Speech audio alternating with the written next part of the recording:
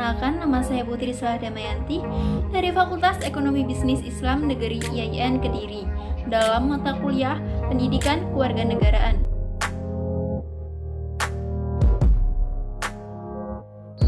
Pada bahasan kali ini, konsep negara, sistem pemerintahan, dan ideologi secara umum menjelaskan bahwa negara adalah entitas politik yang memiliki otoritas tertinggi atas wilayah dan penduduknya, dengan mandat mengatur, menjaga keamanan, kesejahteraan, dan kepentingan warganya. Secara umum kita mengetahui ada beberapa bentuk negara yang umum kita jumpai. Ada negara monarki, negara republik, negara federasi, negara kesatuan, dan negara berdaulat. Tentu, dalam setiap bentuk negara terdapat kekurangan dan kelebihan, tergantung pada kondisi dan karakteristik suatu negara tersebut. Dalam suatu negara tentu terdapat unsur negara. Beberapa unsur yang saling terkait yaitu wilayah, penduduk, pemerintah, dan kekuasaan. Jika salah satu unsur negara hilang, maka negara akan mengalami masalah dan gangguan dalam fungsi dan keberlangsungan pemerintahan. Yang selanjutnya ada tujuan dan fungsi negara. Tujuannya yaitu menciptakan kesejahteraan dan keamanan bagi rakyatnya, pembangunan ekonomi, serta keadilan sosial. Untuk fungsi negara, yaitu ada fungsi pembangunan, fungsi perlindungan, fungsi pelayanan, dan fungsi pembinaan. Pembahasan selanjutnya ada ideologi. Ideologi merupakan kumpulan ide atau pikiran yang bersumber dari gagasan-gagasan, pemahaman, pendapat, pengalaman yang digunakan oleh suatu negara atau kelompok politik sebagai dasar pemikiran dalam mengatur negara dan mencapai tujuan negara itu sendiri. Ideologi ini berperan sebagai bekal dan jalan suatu negara untuk menemukan identitasnya.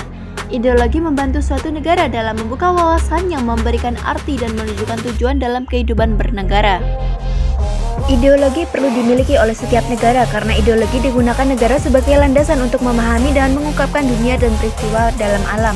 Untuk macam-macam ideologi ada liberalisme, kapitalisme, komunisme, konservatisme, sosialisme, nasionalisme, fasisme, demokrasi, neoliberalisme, dan fundamentalisme. Kita ketahui bersama bahwa negara kita Indonesia menganut ideologi Pancasila, di mana ideologi ini bersifat terbuka dalam artian ia akan berubah sesuai dengan perkembangan zaman. Ideologi Pancasila ini berarti nilai-nilai luhur budaya dan religius bagi bangsa Indonesia yang berdasarkan pada sila-sila Pancasila. Pancasila adalah dasar negara dan ideologi yang menjadi landasan berdirinya negara Indonesia.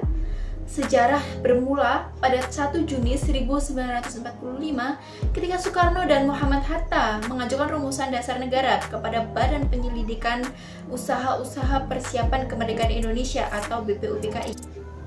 Pada tanggal 18 Agustus 1945, Pancasila secara resmi diresmikan sebagai dasar negara melalui Piagam Jakarta yang ditandatangani oleh para anggota BPUPKI. Pancasila kemudian menjadi dasar pandangan hidup bangsa Indonesia dan dijadikan sebagai pedoman dalam penyelenggaraan negara dalam bentuk konstitusi dan berbagai peraturan perundang-undangan. Dalam sejarahnya, Pancasila telah mengalami berbagai perubahan dan interpretasi di berbagai periode sejarah Indonesia. Namun, Pancasila tetap menjadi dasar negara yang kokoh dan menjadi simbol persatuan dan kesatuan bangsa Indonesia. Dalam pengamalannya, Pancasila menjadi dasar pandangan hidup bangsa Indonesia, baik dalam kehidupan politik, sosial, dan budaya. Pancasila juga dijadikan sebagai pedoman dalam penyelenggaraan negara dalam bentuk konstitusi sebagai dasar negara Indonesia dan Al-Quran sebagai kitab suci umat Islam. Memang memiliki korelasi yang erat. Beberapa prinsip dalam Pancasila memiliki keterkaitan dengan nilai-nilai yang terdapat pada Al-Quran. Seperti prinsip yang pertama yaitu ketuhanan yang Maha Esa. Dalam Pancasila sejalan dengan keyakinan umat Islam bahwa Allah Subhanahu wa Ta'ala adalah satu-satunya Tuhan yang harus disembah dan ditaati. Untuk prinsip yang kedua yaitu kemanusiaan yang adil dan beradab. Dalam Pancasila sejalan dengan ajaran Islam yang mengajarkan agar manusia saling menghormati dan memperlakukan sesama dengan adil serta beradab. Untuk prinsip yang ketiga yaitu persatuan Indonesia. Dalam Pancasila sejalan dengan ajaran Islam yang mendorong umatnya untuk bersatu dan tidak memecah belah umat. Untuk prinsip yang keempat, yaitu prinsip kerakyatan yang dipimpin oleh hikmat kebijaksanaan dalam permusyawaratan perwakilan. Dalam Pancasila sejalan dengan ajaran Islam yang memperbolehkan umatnya untuk memilih pemimpin melalui musyawarah dan demokrasi. Selanjutnya ada prinsip yang kelima, yaitu keadilan sosial bagi seluruh rakyat Indonesia. Dalam Pancasila sejalan dengan ajaran Islam yang mendorong umatnya untuk memperhatikan kesejahteraan dan keadilan sosial bagi seluruh rakyat. Dengan demikian, korelasi Pancasila dan Al-Quran dapat dilihat pada nilai-nilai yang sama dalam memandang dan menghargai keberagaman, persatuan, dan keadilan sosial. Bhinneka Tunggal Ika adalah moto nasional Indonesia yang berasal dari bahasa Jawa dan artinya berbeda-beda tetapi tetap satu jua.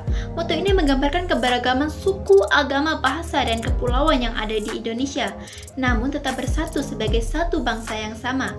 Keberagaman suku di Indonesia terdiri dari ribuan suku bangsa yang tersebar di seluruh Nusantara. Masing-masing suku memiliki kebudayaan dan adat istiadat yang berbeda-beda, namun tetap berdampingan dengan damai. Keberagaman juga agama menjadi salah satu ciri khas Indonesia.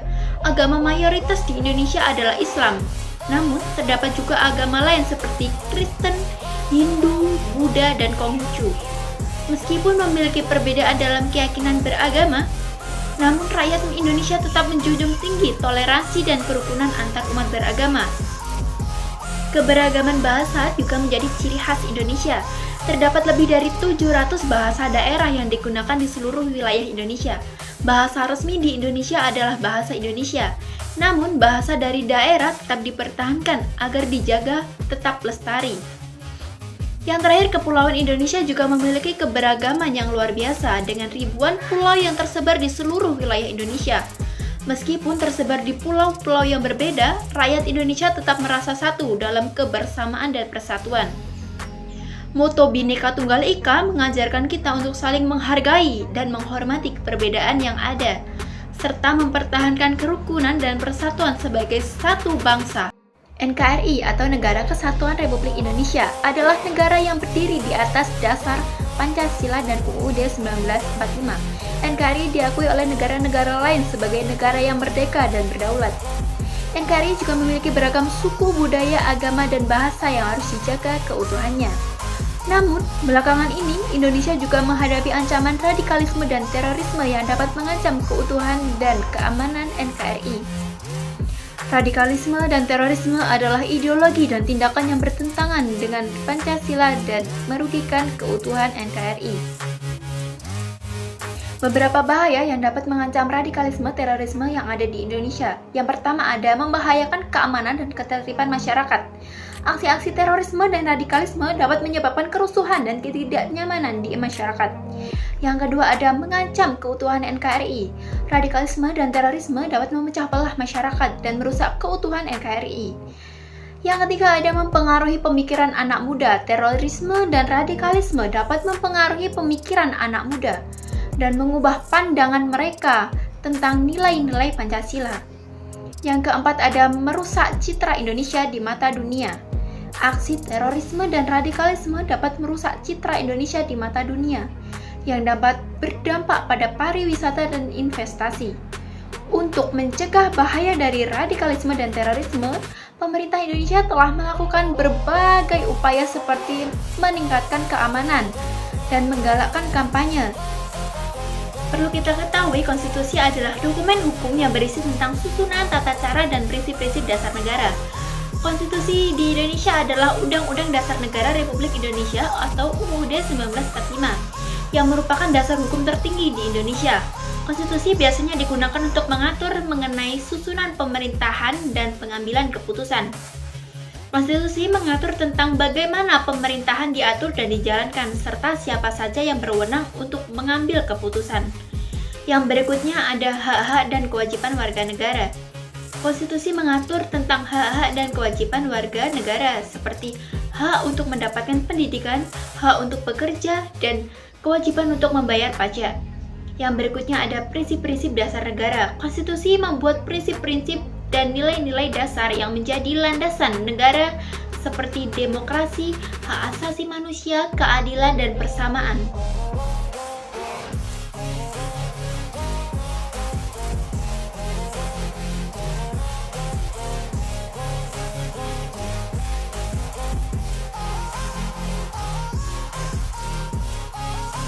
Mengenai perkembangan konstitusi yang pernah berlaku di Indonesia, salah satunya ada UUD 1945. Yang kedua ada UUD Republik Indonesia Serikat atau URIS. Yang ketiga ada Undang-Undang Dasar Sementara atau UUDS 1950. Yang terakhir ada UUD 1945, hasil amandemen dari tanggal 5 Juli sampai sekarang. Jenis dan hierarki peraturan perundang-undangan Republik Indonesia adalah UUD Negara Republik Indonesia tahun 1945. Yang kedua ada ketetapan MPR, yang ketiga ada UU atau Perpu, yang keempat ada peraturan presiden, yang kelima ada peraturan daerah atau provinsi, yang keenam ada peraturan daerah, kabupaten atau kota. Pembahasan yang terakhir yaitu mengenai identitas nasional. Ia merupakan karakteristik yang membedakan suatu bangsa dari bangsa lainnya. Identitas nasional terdiri dari nilai-nilai budaya, adat istiadat, bahasa, sejarah, dan simbol-simbol yang menjadi ciri khas dari suatu negara atau bangsa. Identitas nasional sangat penting bagi suatu negara karena dapat memperkuat persatuan dan kesatuan bangsa.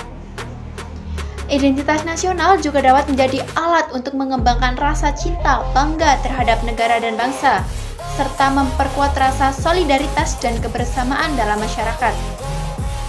Beberapa contoh dari identitas nasional di Indonesia yaitu Pancasila, Bhinneka Tunggal Ika, Garuda Pancasila, bahasa Indonesia, serta berbagai tradisi budaya yang ada di Indonesia. Identitas nasional juga dapat diwujudkan dalam berbagai simbol seperti lambang Garuda, bendera, pakaian, adat, dan lain sebagainya. Namun perlu diingat bahwa identitas nasional bukanlah hal yang statis atau tidak berubah.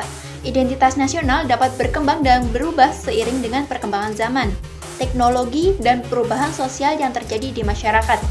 Oleh karena itu, perlu adanya upaya untuk mempertahankan dan mengembangkan identitas nasional yang sesuai dengan perkembangan zaman. Tantangan yang terkait mengenai identitas nasional yang pertama ada globalisasi dan modernisasi yang dapat mengancam identitas nasional melalui arus informasi dan budaya dari luar. Yang kedua ada perbedaan suku, agama, dan bahasa yang dapat memperlemah rasa persatuan dan kesatuan bangsa. Yang ketiga, terjadinya konflik sosial yang berpotensi merusak nilai-nilai dan identitas nasional. Upaya yang dapat kita lakukan yaitu meningkatkan kesadaran masyarakat akan pentingnya identitas nasional melalui pendidikan dan sosialisasi. Kedua, mengembangkan pendidikan yang memperkuat rasa nasionalisme dan persatuan, seperti memperkenalkan sejarah dan budaya bangsa. Yang ketiga, mendorong pengembangan seni dan budaya lokal yang dapat menjadi ciri khas dan kebangsaan bangsa. Yang keempat, memperkuat tali persaudaraan antar suku dan agama melalui dialog dan kerjasama yang sehat. Kelima, menjaga keberagaman budaya dan memperkuat toleransi antar suku, agama, dan budaya. Keenam, membangun komunikasi yang baik antar pemerintah dan masyarakat, sehingga masyarakat dapat berpartisipasi dalam pengembangan dan membangun rasa kebersamaan. Ketujuh, melestarikan warisan budaya dan mempromosikan keindahan alam Indonesia sebagai bagian dari identitas nasional. Diharapkan dengan menjaga dan memperkuat identitas nasional dapat memperkuat rasa persatuan dan kesatuan bangsa, sehingga masyarakat dapat bersatu dalam menghadapi berbagai tantangan dan membangun kehidupan yang lebih baik.